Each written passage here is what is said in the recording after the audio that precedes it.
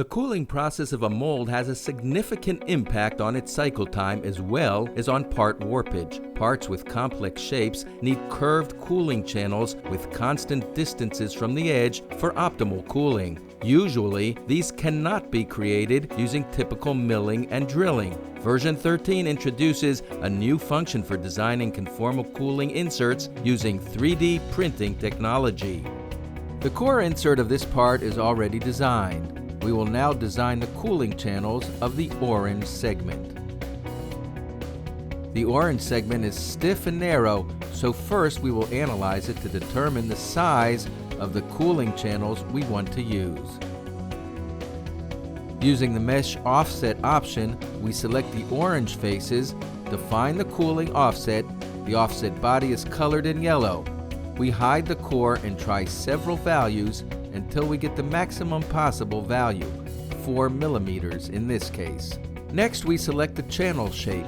We start with a circular section with a diameter of 3 millimeters, which is more than the section of a 6 millimeter baffle. The section area is about 7 square millimeters. We then switch to ellipse with the same section area, as it has a greater cooling efficiency than a circle. We define the cooling segments as lines, the corner is 3 millimeters, and start defining the cooling channel locations. When we click on the next point, the system automatically rounds the channel by 3 millimeters. We now switch to spline segment type and continue the definition of the cooling channel.